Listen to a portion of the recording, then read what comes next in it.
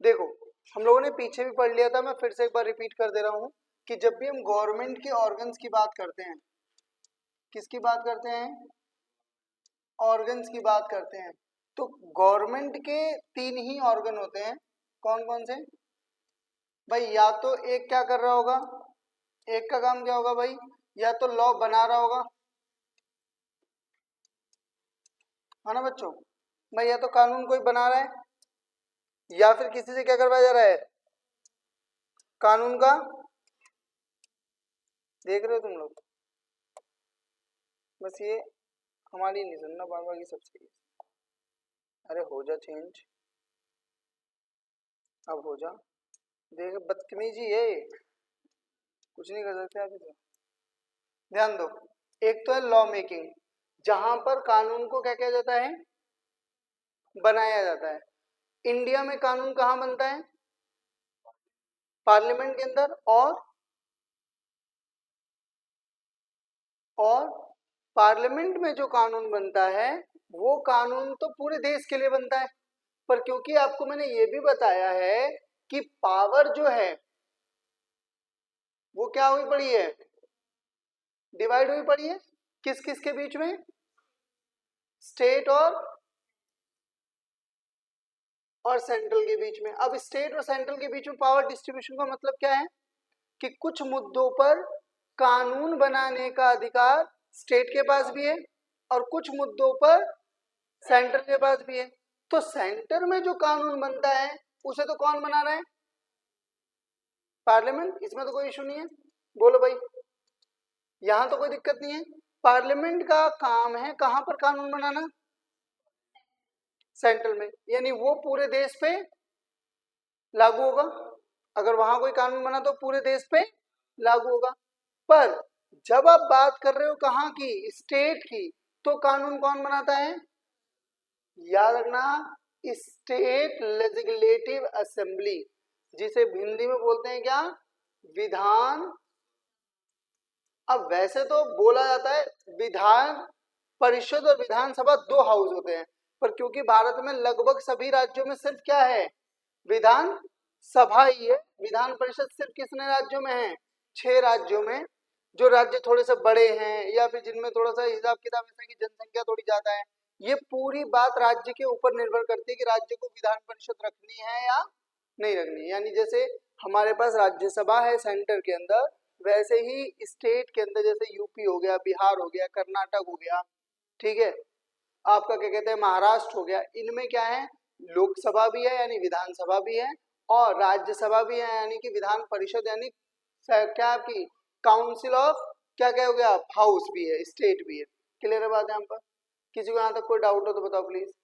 अब मैंने आपको ये बात इसीलिए बताई, लॉ मेकिंग क्लियर है। दूसरा आ जाता है क्या, जिसे हम बोलते हैं लॉ तो बन गया, भाई मैंने एक लॉ बनाया कि सबको 10:15 तक क्लास में आ जाना है, ठीक है।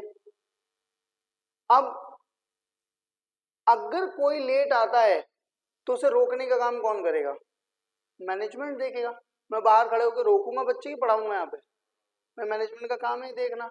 तो एक व्यक्ति वो होता है जिसका काम है क्या करना, कानून का क्या करवाना, पालन करवाना।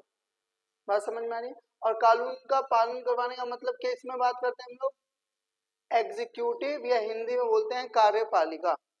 एग्जीक्यूटिव का मतलब क्या होता है, वो पर्सन या वो अथॉरिटी जो क्या करेगी, जो लॉ को लोगों से मनवाएगी, यानी लॉ के बाइंडिंग करवाएगी। आप सभी लोग जिस एग्जाम की तैयारी कर रहे हो, आप यहाँ नहीं बैठोगे, आप कहाँ बैठोगे, यहाँ पर।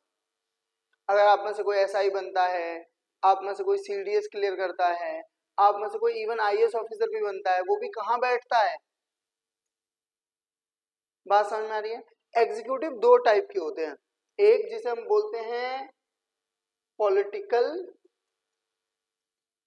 और दूसरा जिसे हम बोलते हैं परमानेंट। ध्यान देना, आपने कई बार पिक्चरों में डायलॉग सुना होगा ना कि हर 5 साल बाद तेरी कुर्सी बदल जाती है, पर ये सरकारी ऑफिसर आने वाले 60 साल तक ऐसे ही रहने वाला है, कितनी गवर्नमेंट आई कितनी गवर्नमेंट गई, ऐसे करके बड़े बड़े डायलॉग नहीं बोलते पिक्चरों में। परमानेंट एग्जीक्यूटिव वही तो है भाई तुम लोग जो बनोगे अब अगले 50 सालों तक, हो सकता है कि तुम्हारा प्रधानमंत्री राहुल गांधी भी हो तो सकता है ना, केजरीवाल भी हो। भाई देश में कोई भी नेता क्यों ना बने, पर तुम लोग क्या हो, परमानेंट एग्जीक्यूटिव के पार्ट हो। वहीं पे पॉलिटिकल एग्जीक्यूटिव का मतलब क्या होता है, भाई जैसे सरकारें आती हैं और जाती हैं, आज बीजेपी चल रही है, हो सकता है कल कांग्रेस चले, हो सकता है उसके बाद आप आम आदमी पार्टी आ जाए।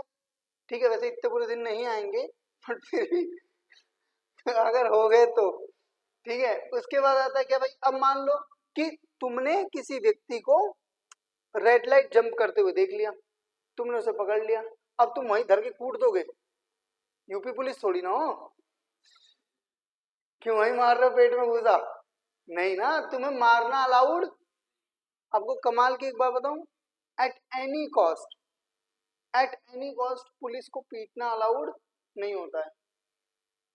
पुलिस परमिशन लेती है कोर्ट से कि मुझे इसकी कस्टडी चाहिए, तब भी उसमें मारना अलाउड, पूछताछ अलाउड है। वो तो बाद में मार रही है, पीट रही है, कुछ भी कर रही है तो पुलिस अपने, है ना, सब गलत है, वो अलाउड नहीं है कहीं पे भी। आपको ऐसा नहीं छील दो मार के, क्योंकि एक रीजन है ना, आप ये समझो ना, आर्टिकल 21 ये कहता है, आर्टिकल 20 ये कहता है कि व्हाटसोएवर यू से इन एविडेंस ऑफ योरसेल्फ, आप खुद के लिए जो भी गवाही देते हो वो कोर्ट में क्या नहीं है, परमिसेबल नहीं है। कोर्ट में उसका कोई लेना देना है ही नहीं। जब कोर्ट में उसका लेना देना ही नहीं है तो फिर मारपीट के कोई मतलब नहीं है। वो तो मारपीट के खुन्नस निकाल रहा है, बीवी घर से पिट गया है, तुम्हारे पेट में घुसा मार रहा है। उसी चीज को ध्यान में रखते हुए क्या बनाएगी जुडिशरी। अब जुडिशरी का काम है न्याय बख्शना, न्याय देना। ठीक है, कि अगर आपने कोई लॉ नहीं माना, अगर आपने लॉ को नहीं सही से माना, तो भैया फिर एग्जीक्यूटिव आकर के आपको क्या करेंगे, पकड़ेंगे और फिर आपको किसके सामने लेकर के जाएंगे। अब कुछ लोग ये कह देते हैं कि कोर्ट भी मैं हूं, वकील भी मैं हूं, पुलिस भी मैं हूं, दलील भी मैं हूं। इसी बात को ध्यान में रखते हुए क्या कहा गया, एक आर्टिकल है, आर्टिकल कौन सा, आर्टिकल 50, क्या कहता है कि जुडिशरी और एग्जीक्यूटिव दोनों एक दूसरे से क्या रहेंगे भाई, बिल्कुल अलग अलग रहेंगे। तभी तभी क्या होता है कि जब देश का एग्जीक्यूटिव का हेड और जुडिशरी का हेड एक साथ गणेश चतुर्थी पे गणेश पूजा कर रहे होते हैं, तो उससे क्या हो जाता है, विवाद हो जाता है। अब आप कितना ही कह लो कि नहीं नहीं हम तो दोस्ती में नहीं थे, हम तो भाईचारे में आए थे, बट कहीं ना कहीं इन्फ्लुएंस तो है ना, बात है या नहीं। भाई किसी व्यक्ति ने चोरी करी और तुम्हारे घर पे आके खाना खा रहा है, तो हम तो ये मानेंगे ना तुम भी चोर टाइप के व्यक्ति हो, चाहे तुम्हारा कोई लेना देना हो या ना हो। तो इन दोनों को एक दूसरे से क्या रखा गया है, बिल्कुल अलग रखा गया। क्यों रखा गया, जिससे कि जुडिशरी एग्जीक्यूटिव के अंदर भी क्या निकाल सके, कमियां निकाल सके। अब इसका एक एग्जांपल दे लो, बिल्कुल कोई भी लॉ बाइंडिंग काम नहीं करेगा। अब एक बात, पार्लियामेंट ने कोई लॉ बनाया तो क्या उसे जुडिशरी चैलेंज कर सकती है, कर सकती है, करती है। अभी आप देखो 3 किसान बिल आए थे, सुप्रीम कोर्ट ने खारिज कर दिए। सीए आया था, उस पर रोक लगा दी थी, 2019 से लेकर अब जाके लागू हुआ ना, तो उस पर रोक लगा दी। कारण क्या है, ऐसे ही 1973 76 में क्या हुआ, जब इंदिरा गांधी ने इमरजेंसी लगाई तो उसको रिव्यू करा गया। तो कारण क्या है, कारण यह है कि जुडिशरी का काम क्या है कि देश के अंदर ना ही आपका एग्जीक्यूटिव और ना ही आपका लेजिस्लेटिव पावर में ऐसा ना हो कि आगे निकल जाए और कुछ भी वैल्यू ही ना समझे। ऐसी स्थिति नहीं आनी चाहिए। ऐसा नहीं होना चाहिए कि भाई इतने पावरफुल हो जाएं कि बाद बाकी किसी की बात सुनना ही क्या कर दी इन लोगों ने, बंद कर दी। ये ऐसा हो जाएगा तो इसी को हम क्या बोलते हैं, डिक्टेटरशिप कहते हैं। इसी को तो डिक्टेटरशिप कहोगे ना, जहां पर ये चीज एग्जिस्ट ना करे और एक व्यक्ति ही सब कुछ कर रहा हो, है ना। इसी चीज को हम टोटलिज्म भी कहते हैं पॉलिटिकल साइंस के अंदर, जहां पे एक ही व्यक्ति क्या कर रहा है, सारी पावर को होल्ड कर रहा है, या फिर बंच ऑफ पीपल होल्ड कर रहे हैं, तो उसी को क्या कहते हैं, ऑटोक्रेसी कहते हैं। कि 2-4 लोग मिलकर के पूरे देश को क्या कर रहे हैं, चला रहे हैं, और कोई उनके खिलाफ बोल भी नहीं सकता। बात समझ में आ रही। इसीलिए तो एक फोर्थ पिलर माना जाता है गवर्नमेंट का, क्या कहते हैं जिसको, मीडिया। अब 3 तो वैसे ही है, कह रहा जुडिशरी। मीडिया, मीडिया का काम क्या है? पहली बात आप समझो, आज एक बात ध्यान रखना, मीडिया का काम नहीं कुछ नहीं, मीडिया का काम सिर्फ एक है, आप तक बात पहुंचाना बस। मीडिया ओपिनियन देने के लिए नहीं है, मीडिया ये नहीं बता सकती कि कौन सही है और कौन, मीडिया का काम सिर्फ क्या है? बताना कि 500 करोड़ का घोटाला हुआ है, ये काम है मीडिया का। उसके बाद जनता पे निर्भर करता है क्या करना, ये डिसाइड करना कि वो सही है या गलत है। पर आजकल मीडिया ही पूछती है कि आप सेव काट के खाते हो कि चूस के, है ना। आजकल मीडिया पूछती है कि 3 घंटे नींद पूरी हो जाती है तो बताओ कैसा लगता है, जबकि मीडिया का काम ये होना चाहिए कि भाई एक बार बताओ रेलवे की वैकेंसी 3 साल में क्लियर हो रही है, इसके लिए मिनिस्ट्री कौन जिम्मेदार है? ये क्वेश्चन होते नहीं है, क्वेश्चन हो नहीं सकते ना, है ना। मीडिया बहुत ज्यादा फ्री है। क्लियर है बात? यहाँ पर बेसिक पार्ट क्लियर है। अब हम कॉन्स्टिट्यूशन का पहला चैप्टर खोलते हैं। पहले चैप्टर का नाम है प्रियम्बल। प्रियम्बल मतलब क्या होता है? एक आईडी कार्ड है, जैसे आप लोगों का पैन कार्ड आधार कार्ड है, उसी तरीके का प्रियम्बल है। इसके अंदर हम किन बातों पर बात करते हैं? देखो एक बात बहुत ध्यान से समझना, जब भी कभी प्रियम्बल आपके दिमाग में आएगा, जब भी कभी आप प्रियम्बल शब्द सुनते हो तो ये बात ध्यान रखना, प्रियम्बल कुछ भी नहीं है। प्रियम्बल सिर्फ क्या है? प्रियम्बल कुछ भी नहीं है, सिर्फ क्या है? एक आईडी कार्ड है ऑफ इंडियन कॉन्स्टिट्यूशन। भाई अगर आप किसी भी बुक को उठाते हो, आप बुक पढ़ना चाहते हो, अगर कोई बुक आप नहीं खरीद के लाए जिसके बारे में आपको कुछ भी नहीं पता, तो आप उसके फ्रंट पेज पे देखोगे कि कुछ बातें लिखी होती हैं जो उस बुक के बारे में क्या करती हैं, पूरा आपको बताती हैं। कि अगर आप बुक लेने गए तो बताएगी कि ये फ्रिक्शन है या नॉन फ्रिक्शन है, बायोपिक है या ऑटोबायोग्राफी है, ये है क्या, है ना। एक समरी टाइप का देना। प्रियम्बल क्या है? प्रस्तावना क्या है? संविधान की वो समरी है जो बताती है कि आखिर संविधान के अंदर है क्या, हमारा संविधान किन बातों पर बात करता है। बात समझ में आ रही है? मतलब अगर तुम्हें पूरा संविधान पढ़ने का टाइम नहीं है, तुम हो इतने आलसी। वैसे तो देखो मैं आपको एक सच्चाई वाली बात बताता हूँ, आप चाहे गवर्नमेंट जॉब की तैयारी करो या मत करो, ठीक है, फिर भी एक देश का एक ना अवेयर कैंडिडेट होने के नाते हर बंदे की रिस्पॉन्सिबिलिटी बनती है कि वो क्या पढ़े, अपने देश का संविधान पढ़े। अगर आप संविधान पढ़ोगे ना तभी आपको पता चलेगा कि आपको कोई फुद्दू ना काट के जाए। नॉर्मली क्या होता है ना, भाई आपने पढ़ा है नहीं कुछ। अब आजकल क्या हो रहा है, आज पिछले 10-12 सालों के अंदर लोग पढ़ने का स्तर जो है वो और गिर गया है। पहले तो गिरा था ही, और भी ज्यादा गिर गया है, लोग बिल्कुल नहीं पढ़ रहे, ठीक है। वो पढ़ रहे हैं कहाँ से? वो पढ़ रहे हैं व्हाट्सएप से कि प्रेम्बल, प्रेम्बल तो पंडित जवाहरलाल नेहरू की अपनी रणनीति के अंतर्गत आता था। बोले अरे बेटा संविधान था, मतलब सब मोह माया है ना, ये तो ब्राह्मणों को दबाने के लिए करा गया है। कुछ भी मतलब कोई लॉजिक नहीं है, बस बात करनी है। समझ में आ रही बात यहाँ पर? या फिर कुछ लोगों का ये कहना है कि जो कुछ हो रहा है, जैसे अभी गर्मी बढ़ रही है, सर्दी बढ़ रही है ना, ज्यादा सर्दी पड़ेगी, कुछ लोग कहते हैं मोदी जी कर रहे हैं, इन्होंने बर्फ खुला छोड़ दिया होगा, फ्रिज खुली छोड़ दी होगी, कुछ भी मतलब जो भी हो रहा है, बस किसी पर क्या करना है, अपने को ठिकरा फोड़ना है, किसी पर फूट जाए। समझ में आ रही बात? प्रियम्बल क्या कहता है कि भाई आईडी कार्ड है, एक तरीके से प्रियम्बल को हम ये भी कह सकते हैं कि प्रियम्बल हमें क्या करता है, इनसाइट देता है किस चीज के बारे में, of Indian constitution, Indian constitution के बारे में हमें बताता है, डिटेलिंग करता है। क्या यहाँ पे किसी को कोई डाउट? अब देखो जरा, देखो भाई ऐसा ही है। अब जीके वगैरह लोगों को बड़ी टफ लगती है, 10-12 क्लास लेने के बाद मेरे स्टूडेंट यही कहते नजर आते, ठीक है। देखो क्या कहता है प्रेम्बल, ये आपका प्रेम्बल है, बहुत ध्यान से देखना, बड़ी प्यारी सी चीज है, बड़ी ही अद्भुत सी चीज है। देखो पहली बात याद रखना, प्रेम्बल लेकर के कौन आया, तो प्रेम्बल की नींव रखी पंडित जवाहरलाल नेहरू ने। पंडित जवाहरलाल नेहरू, जब क्या हो रहा था कि जब संविधान सभा बन रही थी, कॉन्स्टिट्यूशनल असेंबली बन रही थी, और बन के उसकी जब पहली बैठक हुई, तो उस पहली बैठक के अंदर बैठक में ये लेकर के आए क्या, ऑब्जेक्टिव रेजोल्यूशन, क्या लेकर के आए,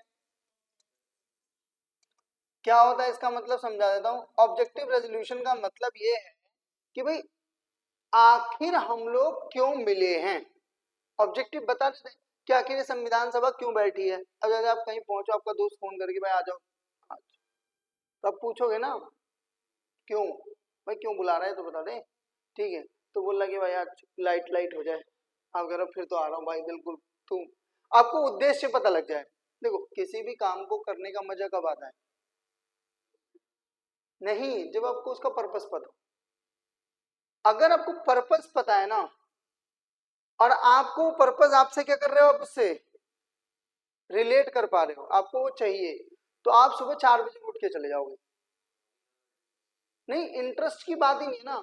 कई बार ऐसा भी होता है, जैसे मान लो कि मेरी मम्मी हॉस्पिटल में एडमिट है, मेरे को इंटरेस्ट थोड़ी ना रहा हॉस्पिटल जाने में, नहीं नहीं आज तो मम्मी क्या बात है मरने जा रही हो क्या, आज तो देखो तुम्हारे साथ इंटरेस्टिंग हो रहा है, hi guys I am interesting with my mummy, देखो आज तो निकलने की लग रहा है। उद्देश्य पता चल गया ना कि भाई ये जरूरी है और इसके करने से ये फायदा होगा। आप कोई भी काम इसलिए कर रहे हो क्योंकि उससे मिलने वाला परक्विजिट आपको पता होना चाहिए। जिस चीज से भी आपको परक्विजिट नहीं पता, आपको ये नहीं पता कि इससे क्या मिलेगा, आप करोगे ही नहीं। अब सब लोग बैठे हुए थे संविधान सभा के अंदर, एक दूसरे से पूछे क्यों तुम भी आए हो, अरे क्यों, बोले भाई तो पंडित जवाहरलाल नेहरू आए, उन्होंने बताया कि देखो हम ना एक ऐसा संविधान बना रहे हैं जिसके अंदर हम किस बारे में बात करेंगे, पहली बात तो देखो हम बात करेंगे, कोई मैं नहीं करेंगे, यानी ये देश जो है वो सबका है, और देश की सबसे छोटी इकाई क्या होती है, फैमिली, और फैमिली बनती किससे है, तो हम क्या कह रहे हैं कि लोगों की वैल्यू है। और पीपल ऑफ इंडिया बोलते ही याद रखो, जैसे अपने पीपल ऑफ इंडिया यानी पीपल को वैल्यू दी, जहां पे भी पीपल को वैल्यू दी जाती है ध्यान रखना, उसी को हम क्या बोलते हैं, वही क्या होती है, डेमोक्रेसी।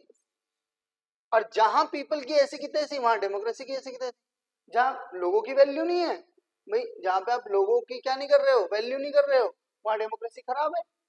अब देखो डेमोक्रेसी का मतलब क्या है, by the people for the people, Lincoln वाली लाइन, भाई क्या है कि लोगों के द्वारा बनी है, लोग ही चला रहे हैं और लोगों के लिए काम कर रही है, इसे ही तो हम क्या बोलते हैं, डेमोक्रेसी कहते हैं। अगर मैं आपको डेमोक्रेसी को और थोड़ा सा सही से समझाऊं ना, तो एक बात आप समझना, डेमोक्रेसी कहीं हद तक ना कॉर्पोरेटिव सोसाइटी जैसा है। कॉर्पोरेटिव सोसाइटी जानते हो, हिंदी में बोलते हैं सहकारी समिति। इसका मतलब क्या होता है, जैसे मान लो कि आप 10-12 लोग मिलकर के और सब्जी खरीदने जाओ, अब सब लोग तो सब्जी खरीदने नहीं जाओगे, 10 लोग थोड़ी सब्जी खरीदने जाएंगे। मान लो कि 2 लोगों ने जिम्मेदारी उठाई कि हम सब्जी खरीद के लेके आएंगे, सब्जी सस्ती मिल रही है, सस्ती सब्जियां ला करके आप लोग एक दूसरे को क्या कर रहे हो, दे रहे हो, कोई फायदा नहीं कमा रहे हो। इसी चीज को क्या कहते हैं भाई, म्यूचुअली क्या हो रहा है, सबका फायदा हो रहा है ना। पहले जो चीज 10 रुपए की मिल रही थी मार्केट में, वो आपको 8 रुपए की मिल जा रही है। डेमोक्रेसी भी क्या है भाई, लोगों के फायदे की चीजें करना, ऐसी चीजें करना, अच्छे रोड बनाना, अच्छे स्कूल बनाना, बच्चों को अच्छे एजुकेशन मिले, समझ में आ रही बात, आपको एम्प्लॉयमेंट मिले, यही तो एक अच्छे देश की निशानी है ना। भाई कौन सा देश ऐसा होगा जो चाहेगा पाकिस्तान को छोड़ के कि हम बर्बाद हो जाएं। अब इंडिया कहता है कई बार कि तुम मेरे इतने भी करीब मत आओ पाकिस्तान,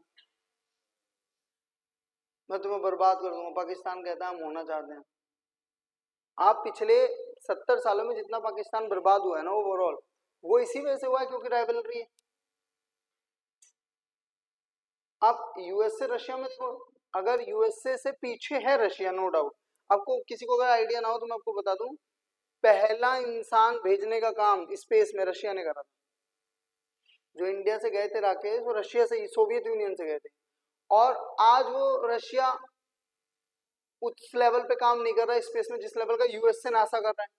कारण क्या है, कारण बहुत है, सिंपल सा है कि इन लोगों ने किस चीज पर ज्यादा जोर दिया, राइवलरीज पर ज्यादा जोर दिया। अब तो तुम सोचो ना, अभी छोटा सा युद्ध चल रहा है, यूक्रेन और रशिया में कोई वैल्यू नहीं है, दोनों बहुत क्या है, यूक्रेन तो बहुत हल्का देश है रशिया के सामने, उसके बाद भी 2.5 साल हो गए चले जा रहे हैं। तो अब सोचो वॉर कितनी नुकसानदायक चीज है। बट क्यों, क्योंकि इससे फिर आपको ना कमर्शियली फायदा होता है, पॉलिटिकल लोगों को अपनी गद्दी बचाने में क्या आता है, मजा आता है, तो इसलिए करते हैं। इसीलिए इंडिया के आर्टिकल 51 में लिखा भी है कि इंडिया पहली कोशिश क्या करता है, पीस मेंटेन करने की। आज तक भारत ने किसी के ऊपर क्या नहीं करा है, हमला नहीं करा है। कारण क्योंकि हमारे तो प्रियम्बल में लिखा है कि भैया क्या बना के रखनी है हमें, क्या बना के रखना है हमें, फर्टेनिटी। हमें तो भाईचारा बना के रखना है, अपने देश से भी और बाहर वालों से भी, अपने देश से भी और बाहर वालों से भी। हम तो इंटरनेशनल पीस पे बात करते हैं। अच्छा, उसके बाद क्या बोलते हैं कि इंडिया क्या है, बहुत सोवरेन है। इंडिया क्या है, सोवरेन है। सोवरेन का मतलब क्या होता है, इंडिया किसी का भी गुलाम नहीं है। मतलब अगर इंडिया को कोई निर्णय लेना है, मान लो कि उसे कोई मिसाइल लॉन्च करनी है, स्पेस में कुछ करना है, तो उसे किसी की परमिशन की जरूरत नहीं है। अब ये बात थोड़ी सी ना ज्यादा अच्छी लगती नहीं है, ध्यान से सुनना। आप कभी भी सोवरेन जब भी हो सकते हो जब आप ग्लोबलाइज्ड ना हो। समझना ध्यान से मैं क्या कह रहा हूं। सोवरेन जब भी हो सकते हो जब आप ग्लोबलाइज्ड नहीं हो। ग्लोबलाइजेशन का मतलब क्या होता है, जहां पर आप विश्व व्यापार में लगे हुए हो। अब जब आप विश्व व्यापार में लगे होते हो, विश्व के साथ आप अपने रिश्ते अच्छे करने में लगे होते हो, समझ रहे बात को, तो फिर आप औरों की भी मर्जी को क्या करते हो, एक बार देखते हो। जरूरी नहीं कि मानोगे, मानना जरूरी नहीं है। जैसे मैं समझाता हूँ, अगर आपके पड़ोसी के साथ आपको रिश्ते अच्छे करने हैं, तो आप रात के 11 बजे 12 बजे 1 बजे वाला गाना नहीं बजाओगे, दम है तो बंद करवा दे। क्यों, आपको रिश्ते अच्छे करने हैं ना, बात समझ में आ रही, वरना फिर लड़ाई करो। तो सोवरेन है, सोवरेन किन मामलों में, कि अगर 370 हटानी थी हटा दी, हमें कोई बिल लाना है लगा दिया। पर आप कहोगे पूरी तरीके से सोवरेन है, तो नहीं, कोई भी देश नहीं है। जो देश भी अंतरराष्ट्रीय मार्केट में खड़ा है वो सोवरेन नहीं है। क्यों, क्योंकि उसको वो काम करने पड़ते हैं कहीं ना कहीं जो दूसरे को अच्छे लगते हैं, उससे फिर रिश्ते बनते हैं ना। भाई हम चाइना के गुड्स का बहिष्कार करना कहते हैं कि भाई चाइना के गुड्स छोड़ो, आपने किसी भी लीडर को इंटरनेशनल प्लेटफॉर्म पे या किसी मीडिया के प्लेटफॉर्म पे आपने कभी मोदी जी को या किसी भी आपके कैबिनेट मिनिस्टर को कहते हुए सुना है कि आप चाइना के गुड्स मत लो? किसी ने सुना है? ये जरूर सुना होगा कहते हुए। जैसे इवन ये भी नहीं कहा था, अभी लक्षद्वीप मालदीप वाली जो कहानी चल रही थी, उसमें भी ये नहीं कहा कि मालदीप मत जाओ, उसमें भी क्या कि कहीं और घूमने से अच्छा लक्षद्वीप जाओ। आप सीधी ये बात कह ही नहीं सकते हो। कारण क्या है, अंतरराष्ट्रीय रिश्ते खराब होंगे आपके। भाई आप कहते हो अब अपने पड़ोसी को गाली बकते हो तो कैसे बकोगे कि हाँ कुछ लोग तो होते ही नीच हैं, पर ऐसे थोड़ी नहीं बोलते बगल वाला नीच है, ऐसे अच्छा थोड़ी नहीं लगेगा सुनने वाले को। उसके बाद देखो इंडिया क्या है, याद रखना, मैं ये 3 वर्ड हाईलाइट कर रहा हूं, जरा ध्यान देना प्लीज। क्या, सोशलिस्ट, दूसरा क्या है सेकुलर, और तीसरा वर्ड है यहाँ पर यूनिटी एंड इंटीग्रिटी। जब ये प्रियम्बल बन रहा था, जब स्टार्टिंग में जब बना ओरिजिनली, तो ये तीनों शब्द उसमें एग्जिस्ट नहीं करते थे, ये तीनों शब्द वहां पर नहीं थे, इन्हें बाद में जोड़ा गया। और जिस अमेंडमेंट से इसे जोड़ा गया उस अमेंडमेंट का नाम है क्या, 42nd कॉन्स्टिट्यूशनल अमेंडमेंट एक्ट 1976। और ये टाइम था किसका, इंदिरा गांधी की सरकार थी। और इंदिरा गांधी ने इस संवैधानिक संशोधन से, इस अमेंडमेंट से इतने अमेंडमेंट करे थे कि इसको क्या बोला गया, इसको मिनी कॉन्स्टिट्यूशन ही कह दिया, छोटा सा संविधान ही बना दिया, इतने चेंज करे थे। बात समझ में आ रही है? क्या कह रहा है भाई कि प्रियम्बल में 3 चीजें जोड़ी है। पहला क्या है, सोशलिस्ट। सोशलिस्ट वर्ड का मतलब होता है कि भारत जो है और भारत की जो सरकार है वो लोगों की भलाई के लिए काम करेगी। हंसना नहीं है, फालतू बात नहीं, हंसोगे नहीं। सरकार करती है भलाई का काम कभी कभी, ठीक है, लोगों की भलाई के लिए काम करेगी। जैसे अभी आप देखो प्रधानमंत्री गरीब कल्याण योजना के अंतर्गत क्या मिल रहा है आपको, राशन मिल रहा है ना, हर बंदे को 5 किलो। अच्छा, उसके बाद आप सभी को वैक्सीन फ्री में मिली, है ना। उसके बाद आपको 8वीं तक की शिक्षा क्या है सरकारी स्कूल में, फ्री है। 25% गरीब लोगों का क्या है, रिजर्वेशन है किसमें, ईडब्ल्यूएस के अंतर्गत, सरकारी मतलब स्कूल और कॉलेजेस के अंदर, प्राइवेट कॉलेजेस स्कूल के अंदर। ये सारी चीजें क्या है, अभी आप देख रहे हो पोषण। उसके बाद आप देखते हो प्रधानमंत्री उज्ज्वला योजना, हर घर जल योजना, ये जो सरकार कर रही है सारी चीजें किसके अंतर्गत आती है? सोशलिस्ट। आपको पता नहीं है, मैं आपको बता दूं, आप में से कोई कभी अमेरिका जाओगे, ठीक है ना, मैं भी नहीं गया, बट मैं तुम लोग जाओगे जब, तो आप, मेरे तो कुछ एक दो मित्र रहते हैं, उनसे मेरी बात जब हुई थी, वो बताते हैं वहां पे हेल्थ इंश्योरेंस जो है वो एक बड़ी, मतलब क्या है, प्रॉब्लम है। वहां पे मेडिकल एक्सपेंसेस बहुत ज्यादा है। मतलब यहाँ तो क्या है, तुम अभी तुम्हें कोई बीमारी हो जाए तो भाई तुम किसी भी सरकारी हॉस्पिटल में लाइन में लग करके कर लोगे, ले लोगे। वहां इतनी जल्दी दवाइयाँ नहीं मिलती है, बड़ी दिक्कत है वहां। खर्चे, मेडिकल एक्सपेंसेस बहुत हाई है वहां पे। इंडिया में मेडिकल कॉस्ट क्या है, कम है। इसीलिए आप देखना बहुत सारे देशों से लोग कहाँ आते हैं, इंडिया में इलाज करवाने आते हैं। क्यों? क्योंकि सस्ता है। समझ में आ रही बात है आपको? इंडिया क्यों क्यों क्यों सस्ता कर रखा है? सोशलिस्ट कंट्री है। क्यों सोशलिस्ट कंट्री है? क्योंकि विजन था। इंडिया, जो पंडित जवाहरलाल नेहरू भी जो थे ना, वो कार्ल मार्क्स और लेनिन वाले थॉट वाले पर्सन थे। उन लोगों का मानना ये था कि भाई जो सरकार है उसका दायित्व बनता है कि वो सबके लिए क्या करे, सबके लिए क्या करे, भलाई का काम करे। ठीक है, आगे बात समझ में। दूसरा आ जाता है सेकुलर। देखो एक बात ध्यान रखना, सेकुलर वर्ड का मतलब ये है, कई जगह लोग बोलते हैं धर्मनिरपेक्ष। धर्मनिरपेक्ष कोई शब्द नहीं है, शब्द क्या है, पंथ निरपेक्ष। क्या है? पंथ निरपेक्ष। ये क्या होता है, मैं आपको एक बात समझाता हूँ, ध्यान से समझना। धर्म में तो हमारे पास मोटे माटे 4 धर्म है। कौन कौन से? हिंदू, मुस्लिम, सिख, ईसाई। वैसे और जोड़ोगे तो कौन आपके मिल जाएंगे, बौद्ध, जैन। ठीक है, यही 6 धर्म है ब्रॉडली तो इंडिया के अंदर। वैसे तो जूस भी है इंडिया में तो। ठीक है, अब आप हिंदू धर्म के अंदर ही, जिस तरफ से मैं आता हूँ यूपी साइड से, हमारे यहाँ पर पीला सिंदूर लगाया जाता है। वो भी यहाँ से लगाते हैं और यहाँ तक लगाते हैं। हाँ हाँ, पीला ही बोलते हैं ना उसको। अच्छा, ऑरेंज। ऑरेंज को हिंदी में क्या बोलते हैं? संतरी कलर का। मतलब मैं पीला बोल रहा था, हाँ मतलब वो उसे पीला ही बोलते हैं, मैं तो यही सुना, जो भी है।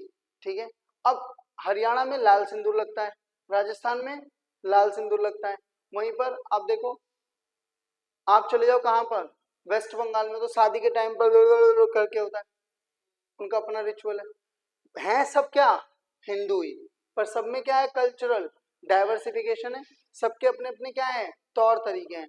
हम कह रहे हैं किसी भी तौर तरीके को सरकार ना तो प्रमोट करेगी, और प्रमोट करेगी तो सबको करेगी। बात ध्यान से सुनना, सरकारी छुट्टी आती है तो सबकी आएगी, मतलब 25 दिसंबर की भी छुट्टी मिलेगी, और आपको मुहर्रम की भी छुट्टी मिलेगी, और आपको ईद की छुट्टी भी मिलेगी, आपको दिवाली की छुट्टी मिलेगी। समझ में आ रही? बुद्ध पूर्णिमा की भी छुट्टी मिलती है। पॉइंट समझ में आ रहे हैं? अगर नहीं मिलेगी तो किसी को नहीं मिलेगी, क्योंकि इंडिया क्या है, एक सेकुलर कंट्री है। ना कि जैसे हमारे पड़ोसी हैं पाकिस्तान, वो अपने आप को कहते हैं कि वो कैसी कंट्री हैं, इस्लामिक कंट्री हैं। यानी उनके यहाँ पर जो करता धरता है वो सारी चीजें किसको ज्यादा वैल्यू देगा, इस्लाम को पहले वैल्यू देगा, इस्लामिक लोगों को पहले वैल्यू देगा, बाद में कुछ और। बात समझ में आ रही है? यहाँ पर भारत में ऐसा कुछ भी नहीं है, भारत का संविधान ऐसी कोई भी बात अलाउ नहीं करता। चौथी बात देखो, एक तो डेमोक्रेटिक होना। डेमोक्रेटिक का मतलब क्या, डेमोक्रेसी का मतलब क्या, जहां पे सरकार लोगों के द्वारा चुनी जाती है। भारत में डायरेक्ट डेमोक्रेसी नहीं है। डेमोक्रेसी 2 तरीके की होती है, डायरेक्ट और दूसरी इनडायरेक्ट। डायरेक्ट डेमोक्रेसी का मतलब क्या होता है, जहां पे जनता सामने से आकर के अपने बंदे को क्या करती है, चुनती है, जैसे पंचायत में होता है। ठीक है, हमारे यहाँ पर जो डेमोक्रेसी चलती है उसको बोलते हैं हम प्रतिनिधित्व डेमोक्रेसी या रिप्रेजेंटेटिव डेमोक्रेसी। रिप्रेजेंटेटिव डेमोक्रेसी का मतलब क्या है, जैसे कई बार मम्मी और पापा के बीच में लड़ाई हो जाए तो तुम मम्मी या पापा में से किसी के क्या बन जाते हो, रिप्रेजेंटेटिव। मम्मी पूछती है कि पूछ अपने पापा से खाना खाएंगे क्या, फिर तुम जाते हो बोलते पापा मैं खाना खाओगे क्या, बोल दे अपनी माँ से कि मैं आज बाहर ही खा लूंगा, उसके हाथ का सड़ा गला खाना खाने से तो अच्छा ही है। तो फिर जाके तुम बोलते मम्मी बोल रहे थे कि सड़ा गला खाना खाना बेकार है, तो फिर वो बोलती है तो जितने सालों से क्यों खा रहे थे, बाहर ही खा लेते, आगे मत खाएं। अब आप क्या हो वहां पे, रिप्रेजेंटेटिव। आपके खुद के कोई शब्द आप बोल रहे हो, उसी तरीके से हर हर एक कॉन्स्टिट्यूएंसी से, हर एक क्या आपकी जगह से, डिस्ट्रिक्ट से एक बंदा चुन के जाता है, वो बंदा जाके अपना लीडर चुनता है और वही आगे क्या बनता है, पीएम या सीएम बनता है। तो हमारे यहाँ पर जो जो गवर्नमेंट का प्रेजेंटेशन है वो कैसा है, रिप्रेजेंटेटिव तरीका है। हम खुद अपने पीएम या सीएम या प्रेसिडेंट को चुनते नहीं है, उनको वो लोग चुनते हैं जिनको हमने चुना है। जैसे अब मजे कुछ बच्चे होंगे ना जो ये मानते होंगे कि मैं अरेंज मैरिज ही करूंगा, कोई है, अब आपने अपने मम्मी पापा को चुन लिया है ना कि भाई जो भी लाएंगे, चाहे नोकिया लाएं, चाहे आईफोन लाएं, चाहे प्रो मैक्स लाएं, जो भी लाएंगे, मुझे वो भला है बुरा है जैसा भी है, मेरा पति मेरा। कारण कि आप ये मानते हो कि मेरे माँ बाप जो हैं वो मेरे रिप्रेजेंटेटिव हैं और वो मुझसे ज्यादा बुद्धिमान होंगे और वो मेरे लिए अच्छा ही सोचेंगे, ढूंढेंगे, जो भी है। अगर प्रोडक्ट डिफेक्टिव निकल गया तो लाके पटक देंगे कि तुमने ढूंढा था। भाई सीधी सी बात है, रिप्रेजेंटेशन का तो यही तो फायदा है ना। कल को कुछ भी अगर पीएम गलत हो तो हम किसको गाली बकेंगे, अपने एमएलए, अपने पी, अपने यहाँ के एमपी को, कि तू क्यों नहीं जाके वहां पे बात करता है हमारे हिस्से की। बात सही है, क्लियर हो रही है बात यहाँ पर। रिपब्लिक का मतलब क्या होता है, रिपब्लिक का मतलब होता है जो हेड होगा वो इलेक्टेड होगा। आज आप समझना, भारत और यूएसए दोनों में प्रेसिडेंट होते हैं, पर भारत का जो प्रेसिडेंट है वो भी इलेक्शन से आता है और यूएसए का प्रेसिडेंट भी किससे आता है, इलेक्शन से आता है। पर यूएसए के प्रेसिडेंट का जो इलेक्शन है वो ज्यादा क्या होता है, डेमोक्रेटिक है हमारे वाले के कंपैरिजन में। हमारे वाले को हम नहीं चुनते हैं, वो 4000 एमपी और एमएलए मिलके चुनते हैं, जो हम लोगों के क्या कर रहे हैं, रिप्रेजेंटेशन कर रहे हैं। किसी को यहाँ पे कोई डाउट है, आगे देखो। उसके बाद आता है क्या, जस्टिस। बहुत ध्यान से सुनना, जस्टिस का मतलब क्या होता है, मतलब क्या होता है कि जो सही है उसके साथ सही होना और जो गलत है उसके साथ गलत करना, यही जस्टिस है। नहीं समझ में आई बात। अगर एक व्यक्ति चोर है तो ऐसा थोड़ी है उसके फूलों की माला पहना के उसकी आरती उठा करके और उसको लेकर के भाई साहब क्या कहेंगे कि हमारा नेता कैसा हो, बिल्कुल ऐसा हो। होता है ऐसा, पर मतलब फिर भी ऐसे डायरेक्टली थोड़ी ना हो रहा है। समझ लो बात। आप चोर को इतना सम्मान थोड़ी नहीं दे रहे हो अनलेस अनटिल आप इंडिया में रहते हो। बात सही है। जस्टिस का मतलब क्या होता है, जिसने गलत करा उसके साथ क्या करा जाए, गलत करा जाए। अब गलत ये नहीं पब्लिक घेर घेर के मार रही है, अभी मैंने बताया जुडिशरी का काम है ये। ऐसा नहीं गाड़ी पलटा दो, ये नहीं होता है चलती हुई गाड़ी पलट दी, ठीक है, ये सब अलाउड नहीं है। जुडिशरी का काम है, वो जुडिशरी देखेगी। अब जस्टिस तीन तरीके का, पहला सोशल जस्टिस। सोशल जस्टिस का मतलब क्या, इधर देखो एक पिक्चर होगी इसमें जस्टिस के ऊपर, इधर ध्यान दो प्लीज, यहां देखो। जस्टिस में सबसे पहले आता है सोशल जस्टिस। अब ऐसा नहीं होना चाहिए कि एक पुरुष जो है एक महिला के ऊपर क्या कर रहा है, हाथ ठा रहा है। नहीं, वैसे अत्याचार तो महिलाएं कर रही हैं। शादी के बाद मुझे बात पता चली है कि जो अत्याचार का क्वांटम है वो महिलाओं का क्या है, ज्यादा है। ठीक है, ध्यान दो प्लीज। तो मतलब किसी कोई किसी पर नहीं, ऐसा नहीं महिला ही पुरुष पर नहीं, पुलिस भी महिला पर, कोई भी क्या ना करे, अत्याचार ना करे। ऐसा ना हो कि भाई रोज मारा पीटी चल रही है, हर रोज कोई टॉर्चर चल रहा है, ऐसा नहीं होना चाहिए। तो सबसे पहले सोशल रिस्पॉन्सिबिलिटी। दूसरा क्या है भाई, सोशल, उसका आता है पॉलिटिकल जस्टिस। पॉलिटिकल जस्टिस का मतलब क्या है कि हर व्यक्ति जो भी एक एज, जो भी एक क्राइटेरिया हमने डिसाइड करा है उसके बाद वो वोट देने का भी हक रखता है, वो पॉलिटिकल पार्टिसिपेशन का भी हक रखता है। मान लो तुम में से कोई एमएलए बनना चाहता है तो भारत में कोई भी आपको एमएलए बनने से क्या नहीं कर सकता, अगर आपने कोई कानून ना तोड़ा। ऐसा हो कि आप सती प्रथा में इन्वॉल्व थे कि अपनी बीवी जला दी, अपनी तो अपनी जलाई, दूसरे की भी जला दी, या फिर आपकी मम्मी और आपने मिलकर के अपनी बहू जला दी दहेज के मारे, इन सारी चीजों में अगर आप इन्वॉल्व नहीं हो, समझ में आ रही बात, या फिलोफाइट नहीं हो। फिलोफाइट जानते हो ना, फिलोफाइट जो छोटे बच्चे पसंद होते हैं, समझ लो, ऐसा कुछ नहीं कर रहे हो आप कि किसी बच्चे का शोषण करने में लगे हो, तो आपको छोड़ करके आपको कोई रोक नहीं सकता है। गलत काम नहीं करोगे तो कोई नहीं रोक सकता है, और गलत करा भी तो पता नहीं चलने देना, है ना।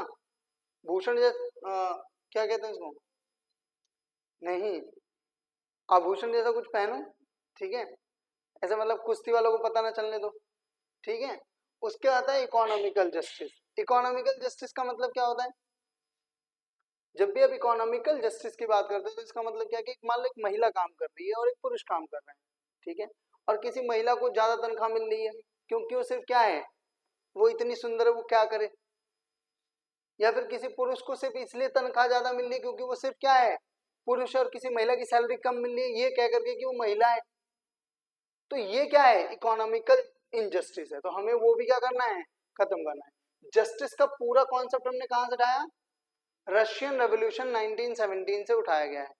याद रखना, रशिया में जब 1917 में रेवोल्यूशन आया, उसी के बाद रशिया में सोवियत यूनियन की क्या हुई थी, स्थापना हुई थी, और वही सोवियत यूनियन ने आगे चल करके क्या करा, आपका कोल्ड वॉर जैसी चीजों को क्या करा, जन्म दिया, ठीक है। यहाँ पे किसी को कोई डाउट हो तो प्लीज बताओ, बोलो बच्चा पार्टी, यहां तक कोई दिक्कत, आगे देखो, यहाँ ध्यान दो। उसके बाद आती है बच्चों क्या, लिबर्टी। लिबर्टी का मतलब क्या होता है, लिबर्टी का मतलब है बोलने का अधिकार, गंदा बोलने का अधिकार नहीं। देखो दो बातें हैं, एक तो होता है तर्क करना कि भाई आप मोदी जी से पूछो कि रोजगार कहाँ है, तो ये क्या है, लिबर्टी, अच्छी बात है बोलो, पर अब ये पूछो मोदी जी आपकी बीवी कहाँ है, अरे उनकी बीवी कहाँ है नहीं है, तुम्हें उससे क्या मतलब है, तुम्हारी लाइफ से क्या लेना देना है उस चीज का, किसी व्यक्ति की पर्सनल लाइफ से पॉलिटिकल लाइफ का क्या लेना देना है, बात समझ में आ रही है नहीं आ रही। आप उस बात पर उनको घेर रहे हो, कुछ लोगों का यही काम है, कुछ नहीं मिलता तो कहते हैं अरे खुद की परिवार नहीं है तो क्या समझेगा परिवार का तू, अरे कोई लॉजिक की बात करने का, तुम पॉलिटिकल सटायर पे बात करो ना, उनके काम पे बात करो। आप ये कह रहे हो नहीं नहीं तुम्हें क्या पता वैलेंटाइन डे के दिन कितना अकेला फील होता है कोई लॉजिक। उसके बाद आता है क्या बच्चों, इक्वालिटी। इक्वालिटी का मतलब क्या है कि देखो एक बात बहुत ध्यान से समझना, इक्वालिटी का मतलब कभी भी ये ध्यान रखना ऐसा नहीं है कि कोई अमीर है तो उससे पैसा छीन के उसको गरीब बना दो, बोलो तू इस गरीब के बराबर, या गरीब को पैसा देकर के क्या कर दो, अमीर बना दो, ऐसा नहीं होता, इसे इक्वालिटी नहीं कहते। हम इक्वालिटी में बात करते हैं कि क्या आईएएस बनने का अवसर आप बिहार से और कन्याकुमारी से और नागालैंड और अंडमान निकोबार में रहने वाले छोटे से गांव के छोटे से बच्चे को भी मिला है क्या, अगर हाँ तो इक्वालिटी है। अगर इंटरनेट आपको दिल्ली में मिल रहा है और तमिलनाडु में नहीं मिल रहा तो फिर वो इक्वालिटी नहीं है। राज्य की जिम्मेदारी बनती है, राज्य का मतलब जब भी मैं राज्य के वर्ड बोल रहा हूं मैं बात कर रहा हूँ गवर्नमेंट की, गवर्नमेंट की रिस्पॉन्सिबिलिटी बनती है कि वो क्या करेगी, वो छोटे से छोटे तबके के व्यक्ति की भी उतनी ही क्या करेगी, इज्जत करेगी, उतना ही उसको क्या देगी, इक्वालिटी देगी जितना एक बड़े शहर के व्यक्ति को मिलती है। सीधी सिंपल सी बात ये है,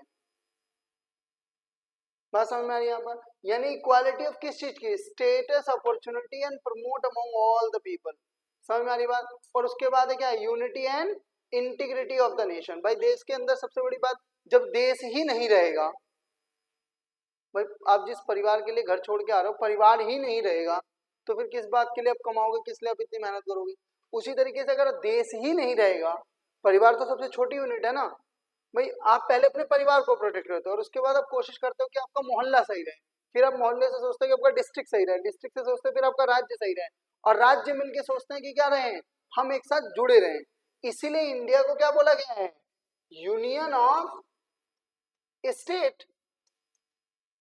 इंडिया के सभी राज्य एक दूसरे से क्या हैं, जुड़े हुए हैं, ऐसे जुड़े हुए हैं कि अलग नहीं हो सकते।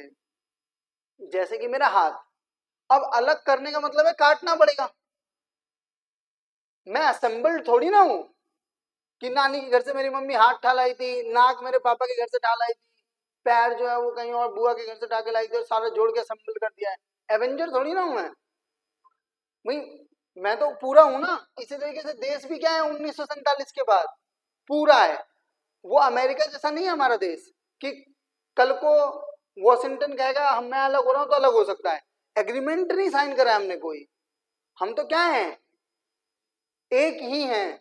समझ में आ रही बात यहाँ पर? तो हमें अलग करने का कोई मतलब ही नहीं बनता। ध्यान दो प्लीज अब कुछ बातें। पहली बात, लोगों को वैल्यू देता है, सोवरेन है, सोशलिस्ट है, सेकुलर है, डेमोक्रेटिक और रिपब्लिक है। जस्टिस इसका पहला मोटिव है, लिबर्टी और याद रखना लिबर्टी, इक्वालिटी और फर्टिनिटी, ये तीनों जो वर्ड है ये यूज हुए कहां पर, फ्रेंच रेवोल्यूशन के अंदर। कहां पर यूज हुए, फ्रेंच रेवोल्यूशन के अंदर। अच्छा, हमने कब इसे अडॉप्ट करा, 26 नवंबर 1949 को, और 26 नवंबर को हम लोग 2015 से क्या मनाने लगे हैं, कॉन्स्टिट्यूशन डे। और ये किसको ट्रिब्यूट है, ये ट्रिब्यूट है the author of the constitution, जिनको हम बोलते हैं क्या, डॉक्टर भीमराव अंबेडकर। क्लियर है बात यहाँ पर? प्रियम्बल को क्या बोला गया है, याद रखना, प्रियम्बल किसी भी तरीके से लेजिस्लेचर को कंट्रोल नहीं करता, यानी लेजिस्लेचर कुछ भी कानून बना सकती है, प्रियम्बल उसमें इंटरफेयर नहीं करेगा। और मान लो कि कल तुम्हारे साथ कोई भाईचारा नहीं कर रहा, तो क्या तुम उसके खिलाफ केस कर सकते हो ये बोल के कि प्रियम्बल में लिखा है? तो आंसर है नहीं। क्यों? क्योंकि ये क्या है, नॉन जस्टिफिकेबल है। नॉन जस्टिफिकेबल का मतलब कि इसके लिए आप कोर्ट नहीं जा सकते हो। क्लियर है बात यहाँ पर? आगे देखो, ब्लूप्रिंट वाली बात क्लियर है? किसी को यहाँ पे कोई डाउट? याद रखना, पेपर में क्वेश्चन आता है कि आखिर कब कब पंडित जवाहरलाल नेहरू ने ऑब्जेक्टिव रेजोल्यूशन को प्रेजेंट करा था, तो कब करा था, 13 दिसंबर 1946 को पंडित जवाहरलाल नेहरू ने इसको क्या करा, प्रेजेंट करा था, पहली बात। अच्छा, सबसे पहले किस देश ने प्रियम्बल बनाया था, अमेरिका ने, और इंडिया ने ठाया भी कहां से, अमेरिका से। इसकी लैंग्वेज कहां से उठाई गई है, याद रखना, ऑस्ट्रेलिया से। इसकी जो लिखने का जो तरीका है वो कहां से उठाया गया है, ऑस्ट्रेलिया से। एनवी पालिकी वाला जो कहते हैं, ये क्या कहते हैं उसको, आईडी कार्ड ऑफ कॉन्स्टिट्यूशन, और के मुंशी कहते हैं इसको क्या, पॉलिटिकल हॉरोस्कोप। हॉरोस्कोप का मतलब होता है जो भविष्य बताता है, तो राजनीति का भविष्य बता रहा है कौन, आपका प्रियम्बल। ये कौन कहता है, के एम मुंशी।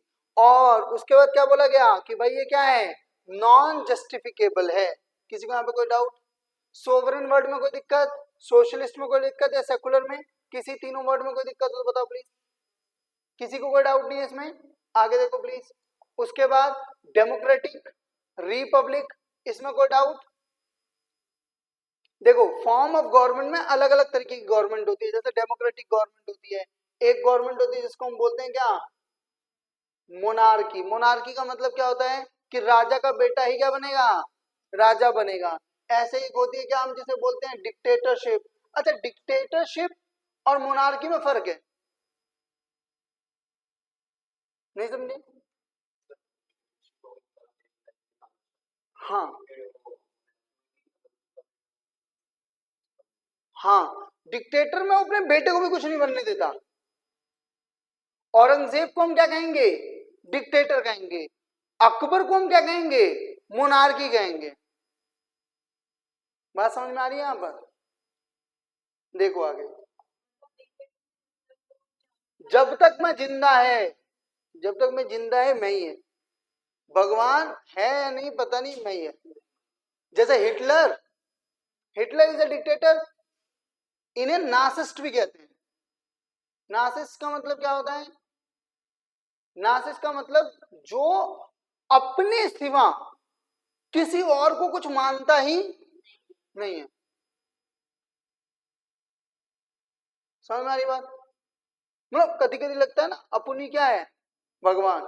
जब आपको ये वाली फीलिंग आ रही है कि आप कभी गलत हो, गलती क्या होती है, मतलब लड़कियां ज्यादा रिलेट कर पा रही होंगी नासिज्म से। समझ, गलती एक चीज होती है, मेरी बीवी नहीं रिलेट कर पाती है, उसे लगता है कि सारी गलती किसकी है, मेरी है। भगवान की हो सकती है, धरती की हो सकती है, बोर्ड की हो सकती है, रोड पे गाड़ी की हो सकती है, पर उसकी गलती नहीं हो सकती। समझ में आ रही बात है यहाँ पर? उसके बाद देखो यहाँ पर social justice, economical justice, political justice के लिए सभी को आगे ध्यान दो प्लीज। फ्रेंच रेवोल्यूशन, ये वीडियो मेरी बीवी तक पहुंचनी चाहिए, मैं बताऊं। फ्रेंच रेवोल्यूशन इक्वालिटी, लिबर्टी और फर्टिनिटी, कोई दिक्कत नहीं है, याद रखना पेपर में आता है। फ्रेंच रेवोल्यूशन के बाद नेपोलियन जो थे वो क्या बनते हैं, हेड बनते हैं फ्रांस के, ठीक है। वो अलग बात है कि वो फिर से डिक्टेटरशिप ले आते हैं, ठीक है, और उसके बाद फिर से वहां पर जो क्या होती है बाद में, उसके बाद जब नेपोलियन चले जाते हैं तो उसके बाद फिर से जाकर के वहां डेमोक्रेसी स्टैब्लिश होती है। आगे देखो, दो केस है याद रखना, एक बर्बरीन वाला केस है, उसमें बोला गया कि प्रियम्बल जो है वो क्या नहीं है, पार्ट नहीं है। फिर केस वन भारतीय केस हुआ जिसमें क्या माना गया, प्रियम्बल क्या है, पार्ट ऑफ कॉन्स्टिट्यूशन है। पेपर में कई बार आता है, पूछ लेता है कि प्रियम्बल क्या पार्ट ऑफ कॉन्स्टिट्यूशन है या नहीं, तो याद रखना प्रियम्बल क्या है, पार्ट ऑफ द कॉन्स्टिट्यूशन है। क्लियर है बात यहाँ पर, चलो।